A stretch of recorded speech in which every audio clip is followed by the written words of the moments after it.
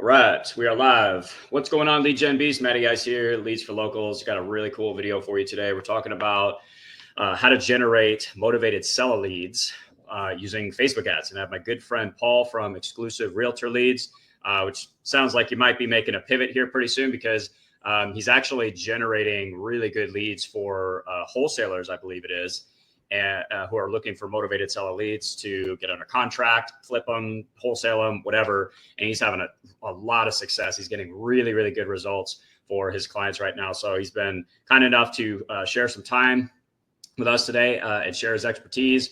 Just talk a little bit about his journey and how he is generating leads using Facebook ads. And I'm actually really excited to do this video too, because Paul, you've probably heard this many times as well, since you're an agency owner, that, Facebook leads suck.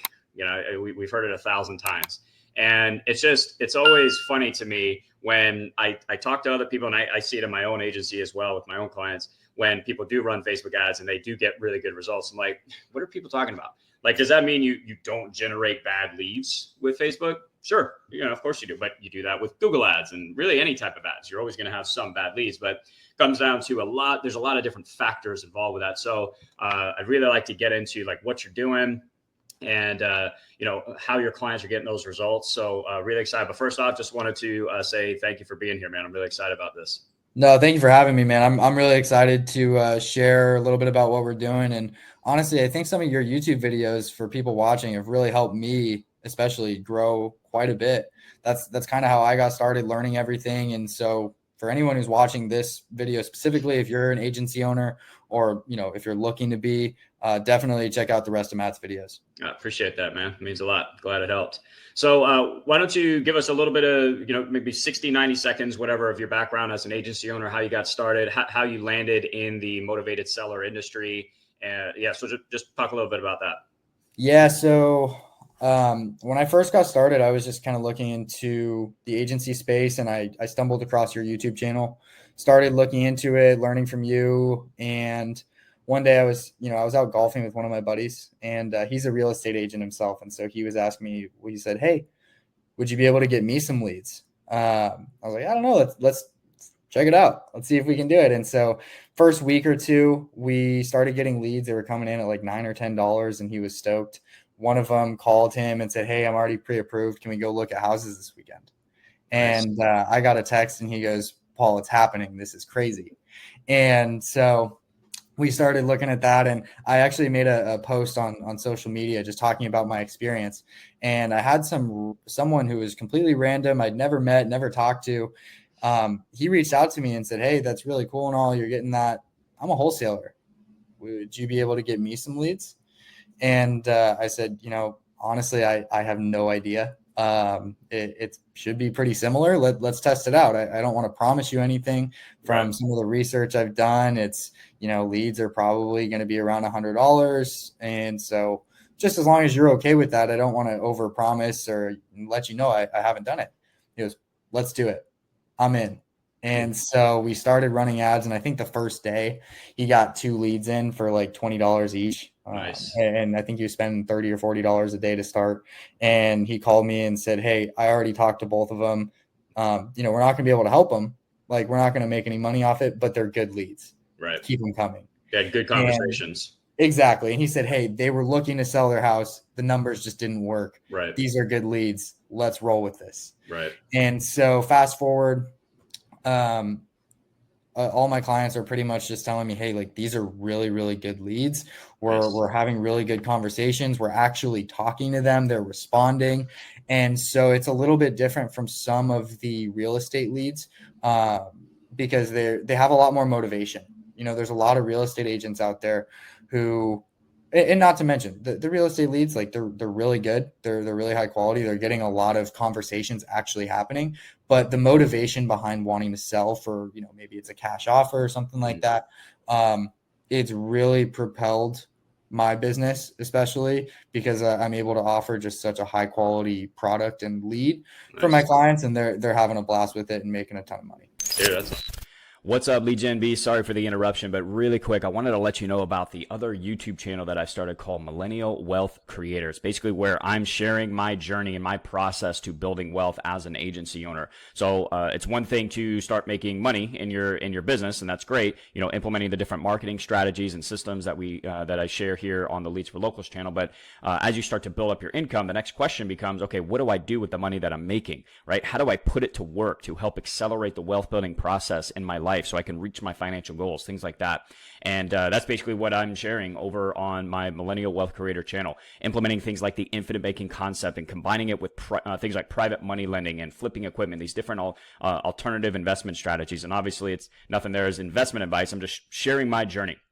Right. So if that's something that you're interested in, I'll link down below in the description to the other channel. I'll also have a free infinite banking masterclass that I put together in case you want to learn more about that as well. It's a really, really powerful strategy for accelerating the wealth building process in our life. So I just wanted to let you know about it really quick. Really appreciate your support and hope it helps, and enjoy the rest of the video.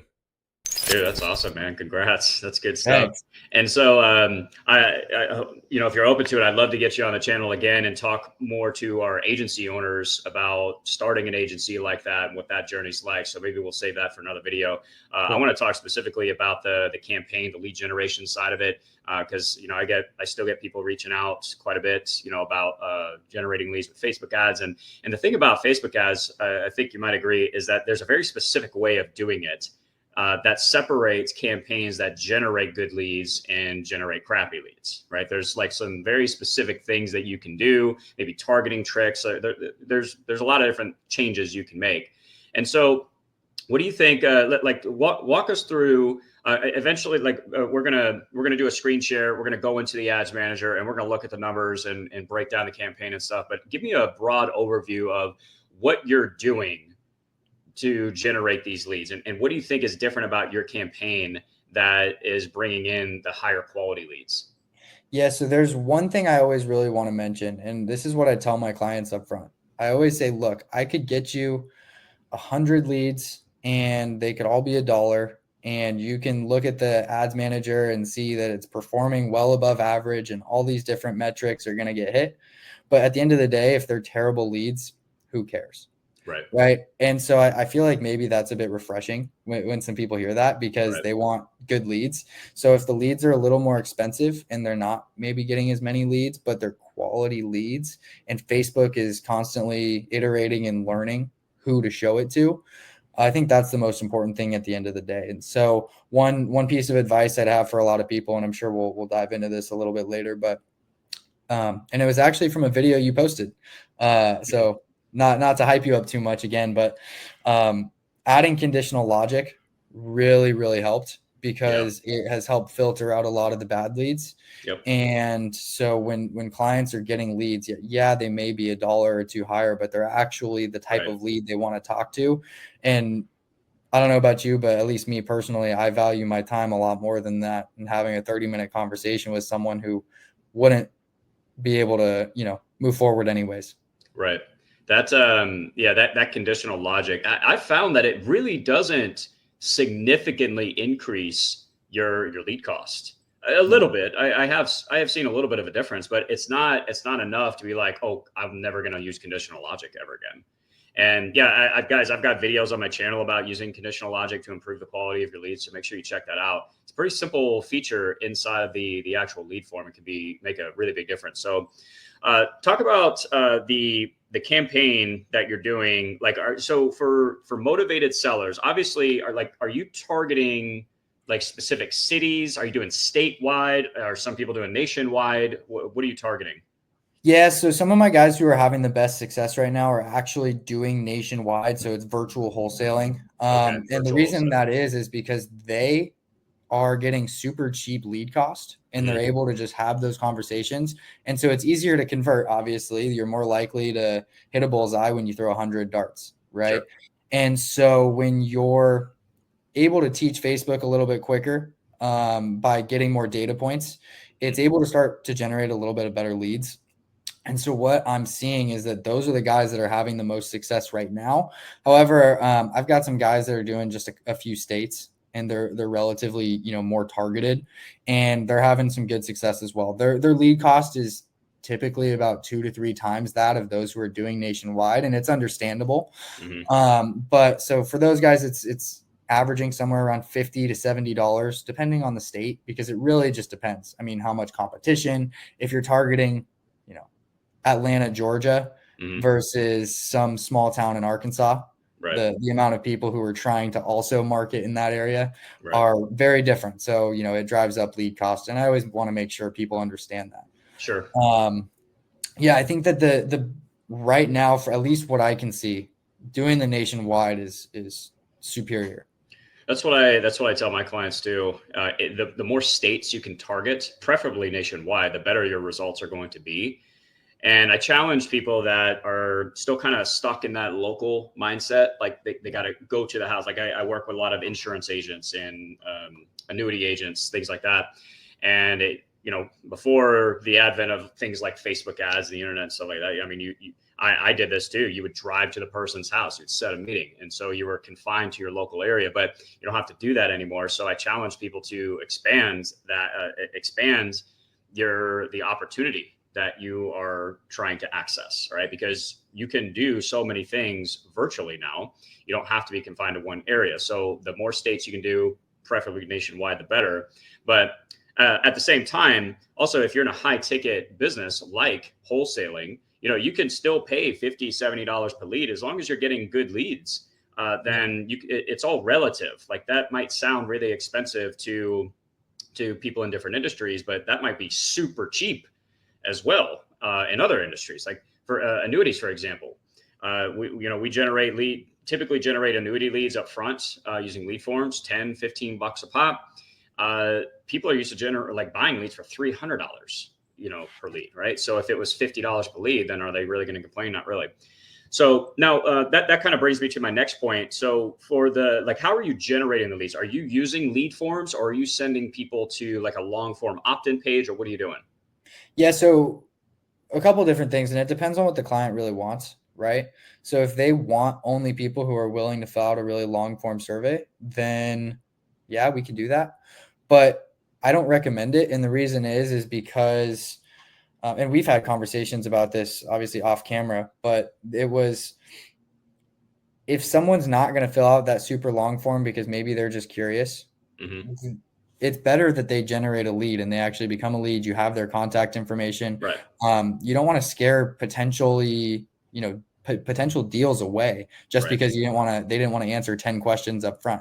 They don't really owe you anything, like you don't know them, they don't know you. And so I always start with a lead form that uses conditional logic just to filter out on market deals for the client. So make sure that they're not off market. Now, occasionally, some of them are on the market, right? Sure. Because people will realize, oh, well, it kicked me out of the lead form when I said it was on market. So they go back, they open up the lead form and they fill it out and they say, no, it's off market. Right. So, I mean, it happens, but it's a lot lower. Most of the time people will realize, oh, they don't want to buy my house. Sure. And so it will happen occasionally, but after using that, we do send them to a long form survey where they do answer quite a few questions, things like, how many bedrooms, how many bathrooms, property's condition, their desired sales price, and things like that are important because it gives our clients the leeway in order to be able to start the negotiation process. And they've already submitted that. Right. And what's really cool and interesting is that in this specific, niche, however you say it, people are booking calls pretty rapidly. I'd say it's like 20 to 30% of people are actually booking calls after submitting the lead form, the long form survey. They actually go to book a call. Nice. And I don't know why that is in particular, but they are very usually motivated to at least learn what their house is worth or their rental property is worth. So it's really fascinating to see how well they perform using that conditional logic and filtering out some of those on-market deals. Right. That's really interesting. It's cool you bring that up too. I literally just had this conversation with a client the other day. They're wondering why they're getting all these wrong numbers, can't get anybody on the phone or whatnot. And I took a look at their lead form set. I was like, well, this is why, because you're asking for so much information up front and the messaging is not consistent as well. And so like you made a really good point about like I'd rather generate the lead and follow up with them long term than just send people to a long form and generate the highest quality possible lead. Because like if you send someone to a form with 10 questions, like you mentioned, and they don't fill it out, well, that doesn't mean they weren't interested in that. They wouldn't have eventually spoken to you, right? But you just made the process so difficult that they lost interest. No, I'm going to go somewhere else. So I'd rather capture the lead up front, right? Create a little bit of resistance, use conditional logic, ask some custom questions in the lead form, whatever, all right? Just to weed out some of the tire kickers. But I'd rather generate the lead and then send them to the long form survey, because if they do both of those steps, well, now they're pretty interested at that point. So you're still able to generate the higher quality lead. It's not like you're not sending them to the 10 question form or whatever it is for your business. You're just getting a lead up front, so you have the contact information. You can follow up long term, and then when they're ready, they'll reach out to you, and you give them the opportunity to take the next step in your funnel right after the lead form, anyways. Right. So that's what I have found to be a really effective way to do Facebook ads and use lead forms. It sounds like it's working really good for you guys. So at this point, Paul, if you're okay with it, I'd love for you to share your screen, whatever you're comfortable sharing. It's totally up to you. I'd at least like to see inside the ads manager the results. If you want to break down some of the targeting or campaign, I don't know if you're doing broad targeting or not, but if you want to break down some of the campaign, maybe show some of the funnel, it's totally up to you, whatever you're comfortable sharing. Yeah, so why don't we do this? I'll share some of the screen and we can walk through all of the different numbers. And then obviously you'll go ahead and blur out some of their names, but we can walk through it. We'll all blur everything out for privacy purposes, but perfect. I just want to see the numbers, maybe the lead form funnel, whatever you're comfortable sharing. Yeah. So here, let's do it. So this is one of my current client accounts. So we started up in, you can see over here, we started April 10th. That was the first day we launched these ads, and he's got about 120 leads in right now, total. So about 60 leads a month is what he's getting. He is doing nationwide targeting. He's spent, let's see, about $3,800 in total ad spend. So 120, they're about $30 leads currently on average. And so some of those are static images, and some of those are going to be video. So I recently did just start launching some video ads, and actually a lot more to come with the video ads, because they're having really great success, almost dropping the lead cost down by like $10 a lead. And so nice. $10 a lead over time, if you're starting to spend thousands and thousands of dollars, that's a lot more leads, a lot more opportunity to convert. We'll have to do a separate video on that. Yeah, and we're also seeing a higher click-through rate with some of those as well. So like you're seeing, 1.37%, 1.02, and the minimum for the CTR link click-through rate, I like to see 1% or around there. I agree. And what I've noticed with some of these types of leads is that actually the industry average is somewhere around like 0.6 or 0.7. And I know that sounds pretty ridiculous, but that's just what I've seen through every search. Because when I first started running these types of leads, I was like, well, it's a little bit low. I was seeing some around 0.8, and then I realized that was actually above average. And so I was really excited about it. Nice. And these video ads started being above 1, or at least around 1. And so is that is that the only one you're running right now, is the video campaign? We're doing both. So the static are actually performing really, really well. Can we go down to the ads level to see the difference? Yeah, of course. So it looks like here. Yeah, there we go.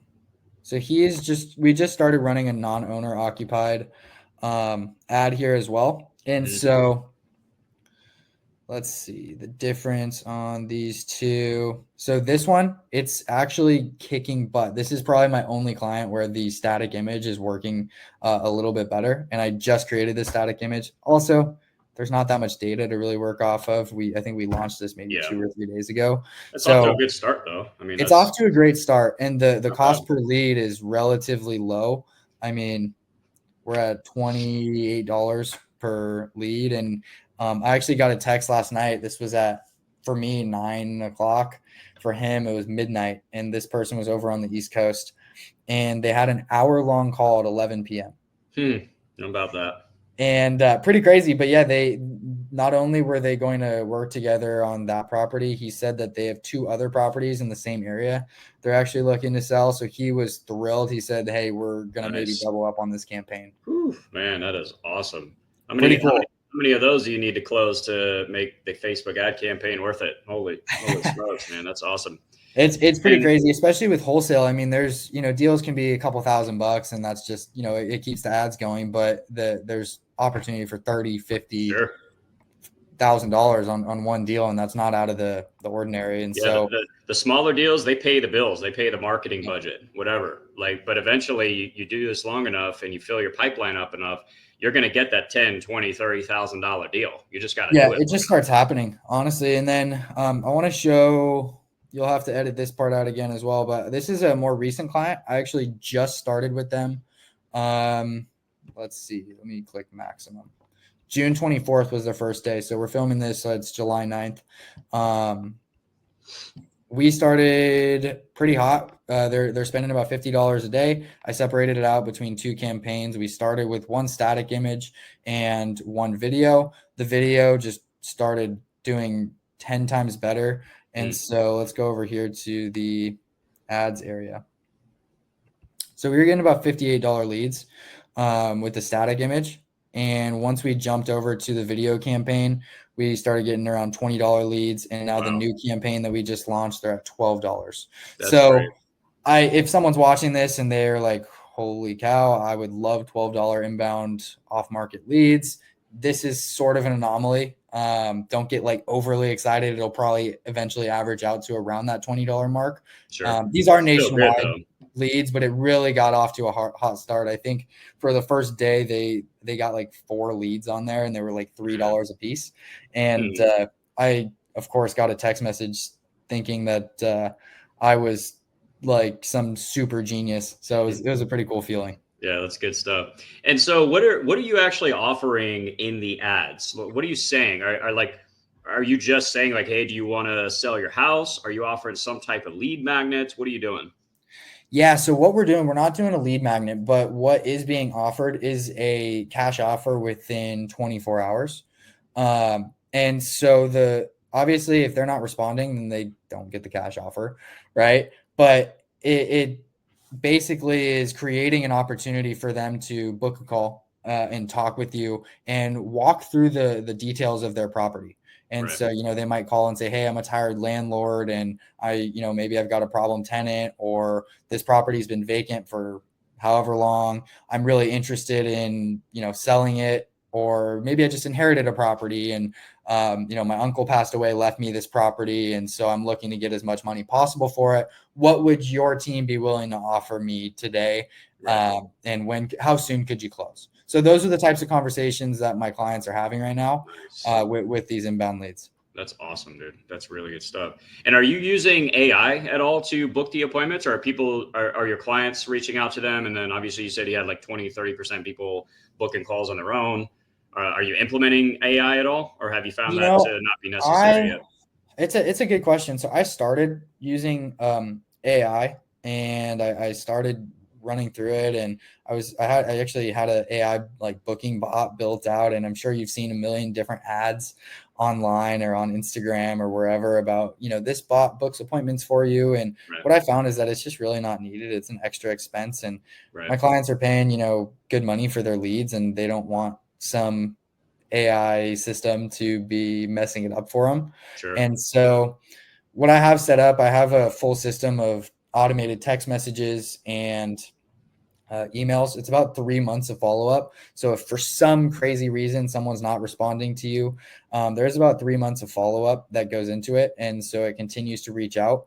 I think that the longest someone has responded after not responding was about 3 weeks, at least that I've seen so far. Wow. And most people are responding to the first message that goes out, which asks them, what time they'd prefer a call, morning, Very afternoon, simple. evening. Very simple. Exactly. And then, like I mentioned, some people are just going all the way through the funnel. So they're dropping on the survey. So the long form survey, they're filling that out. And then they're actually going to the next step, which is to book a call directly on the calendar. Right. Man, that's crazy. I share the same sentiment about AI right now. Like I know it's hot and it's the new sexy thing and all that, but I just like you, I think it's not that it's bad. And I think if you train it right, I haven't seen too many times where it screws it up or whatever, but is it really worth the extra expense? I don't know, because we already have text messages going out. Like I could see the benefit, like where if you're doing really high volume and you're getting a lot of responses to text messages and you don't want to manage that yourself, maybe that's where an AI bot can come in and take over. But as far as following up and converting the leads into an appointment, well, you just send the automated text and you're using high level, just like probably most people watching this. Yep. Pretty easy to set up a pretty long text campaign. Let them know you just sent a link via email to your calendar, or just ask them what time they want to schedule, and then you just call them. Like I don't know that it's as like game changing as a lot of times it's made out to be. I'm sure it's different for every industry, but I would concur that probably it's more of a luxury than a necessity. So no, that's awesome stuff. Anything else that you're willing to share? Could we be able to see how you put together the lead form? And yeah, let's take a look at it, and then I'll have you maybe cut out right here going to it so they don't see the targeting. But let me jump over here to the lead form. You might have to get rid of some of the I'll get rid of all names here. Yeah, cool.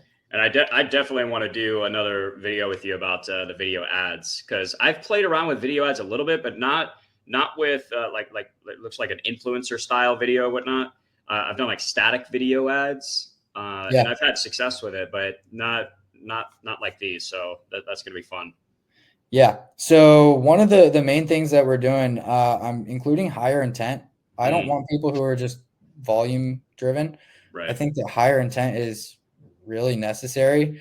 And then I start with asking a pretty basic question. So we can drop down here to the questions. First question is, are you looking to sell your property? Right. Second one, and if people answer no, I'm not looking to sell my property, obviously they're not a good lead. Is your property currently listed with an agent?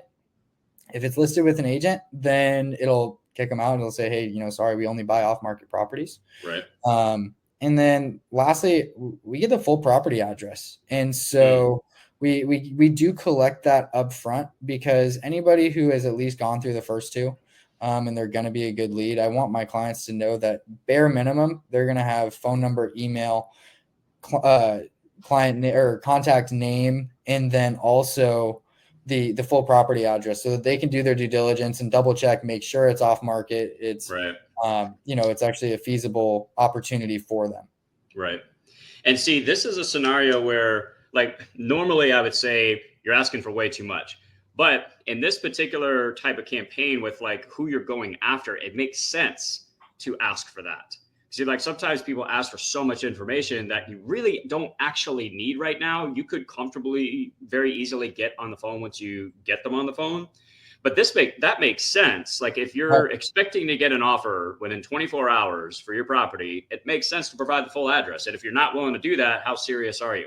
You're probably not. Yeah, exactly. And in some of the language in there as well, it says, hey, if, obviously this information needs to be correct, because we need to contact you to discuss the property and learn some more about it, type of thing. Right. So, it all makes sense. And there's some people that obviously will call you and just say, hey, I need my offer right now. And so you have to expect that with anything. And some people will demand it and just say, hey, we need to learn some more about the property. Do you mind sharing some more information with me? And they'll be like, no, and they'll hang up. That I haven't heard many people. I've heard that one time, and it was more of a funny thing. One of my guys, one of the ones I showed you, he called me and he said, hey, I just had a super funny call. This person was like, super interested in selling for the first 30 seconds. And then they were mad at me because I didn't text message them an offer before I called them. And they filled out the lead form 47 seconds ago, or, it was super recent. And so it was just kind of funny. Right. Yeah. That's the fun side of marketing. You get some interesting people into the pipeline sometimes. So it's fun. And then I assume after they fill out that lead form, that's when you link, like on the thank you success page, whatever, you link out to the appointment calendar. You just tell them, hey, if you want to book a call, whatever. Or no, I'm sorry. No, that's when you send them to the long survey right? Exactly. Yeah. So they go to Questionnaire. a long form survey and it's about 10 different questions. And it is pretty long. It's, really a long form survey. I'd say probably about 50% of the leads fill it out. Maybe just under that, but it's probably about 50%. And Okay. then probably 20 to 30. So 20 to 30% of those ones fall off. But the rest of them usually book a call. After they fill out the survey. Okay. Yep. I And mean, then, here's the thing. If they filled out that survey, what's one more click to book a call? sure, sure. Are you finding the contact rate to be significantly different between those that only fill out the lead form versus those that fill out the survey? Or are they still getting in touch with a good number of the lead form leads? I'd say that they're probably getting in touch with about 75% of just the lead form leads. I'd say Wow. it's probably 9. Yeah. 75%. Yeah. I'd say it's probably about 95% on the Wow. ones that fill out the long form. And then I'd say it's probably 98% for people who book an appointment. Now, there's some stuff and you will understand exactly what I'm saying. Some people will assume that once they've booked an appointment, they don't need to call until the appointment time or don't need to Right. contact them until the appointment time. I'll let the system handle the automated messages to that person. Yep. Look, they're on Facebook. They're clicking on ads. They clicked on yours. They booked an appointment. They're interested. Yep. Call them because you don't know who else's ad they just clicked on, who's going to call them first. Sure. So I always recommend, look, it's a speed to lead thing. You need to contact them immediately. And I don't care if they booked an appointment for, later on in the day, call them and see if they're available. They're obviously on their phone right now. They just filled out your long form survey. Give them a call. Just make sure that you have the information correct so that you can best prepare for the call, whatever it might be. But it's something that I'm seeing really increases the rates of conversion or and people who are actually able to like talk to those clients. That's such a awesome point. It's exactly what I tell clients to do if that's happening, like they're getting appointment no shows or whatnot. The person books a call for 3 or 4 days out. Guys, you do not want to be waiting 3 or 4 days to contact people. I always say that generating appointments is not meant to generate an appointment on your calendar. It's really not. It's to generate intent. That is it, in my opinion. And so what I tell clients to do is as soon as you get an appointment booked, like that's your highest quality lead there because they've gone through so many steps in your funnel, call them immediately to confirm the appointment. Like, hey, I saw you booked an appointment for next Wednesday. Want to make sure that works for you. And then see if you can have the conversation right then and there. Like you said, Paul, they just filled it out. They just booked the appointment. Maybe they're available. And you don't there's so much that can happen within 2 or 3 days. Like they're filling out the form. They might be interested now and totally forget about you while you're waiting to call on the appointment. They fill out another form where with one of your competitors, the competitor calls them immediately and closes them. Exactly. Right? So don't wait for appointments. Like the appointment is just to generate the intent. That is it. Exactly. And I don't think we need to see like the funnel or anything. I imagine like the funnel itself is pretty simple, right? Like you got the survey on a Super landing simple. page, and then Yeah, maybe and the I'll break calendar on a it page. down. I mean, it's literally just a long form survey. It's got, I think it's like 8 or 10 questions. And I have some clients that ask me, hey, can you add this question in? Of course, I just add it in for them. Yeah. And then it goes from there. It goes to a booking page, and then it goes to a thank you page. It's very, very simple. I don't overcomplicate it because I try to think about myself. Like if I was going on and trying to fill out my information, like if it's a pain in the butt, I don't want to do it. You know what I mean? So like I want it to be a path of low resistance, but I want it to filter out the tire kickers. Right. That's the point of it. So you don't need like a super long sales page with fancy sales copy and all this. Just give them what they responded to in the ad. That's it. Just let them go through it. Okay. Throw the survey on a simple page in high level, throw the calendar on a simple page in high level, and you're good to go.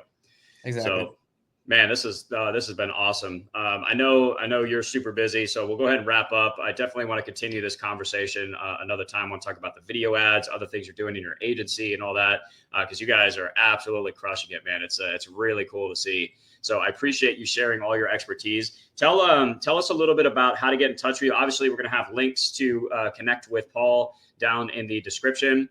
Paul and I are actually starting a Skool community together, so you'll be able to join that. But Paul, if someone wanted help with this, both on the agency side, maybe they want to start an agency just like you, or they're interested in motivated seller leads, what kind of product services do you offer?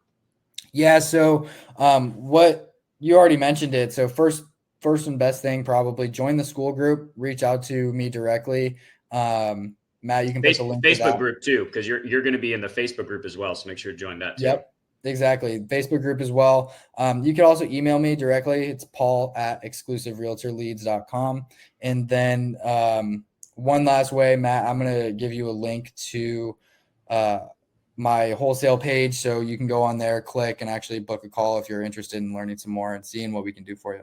Awesome. And correct me if I'm wrong. I think you started putting together a program teaching agency owners how to start a wholesale real estate agency as well. Is that going to be available? So since I've really focused so much on the wholesale side, I know that the real estate side works and it works really well. I just don't have time to focus on two separate agencies. So Right. what I've begun doing is creating a video playlist of step by step exactly how to build my exact agency. Nice. And I'm going to be putting that in the Skool if anyone is interested in purchasing it. So it will be in the Skool. It's not done yet, but it is literally step by step how to fulfill the leads on Facebook, the exact ads that I run for my current clients.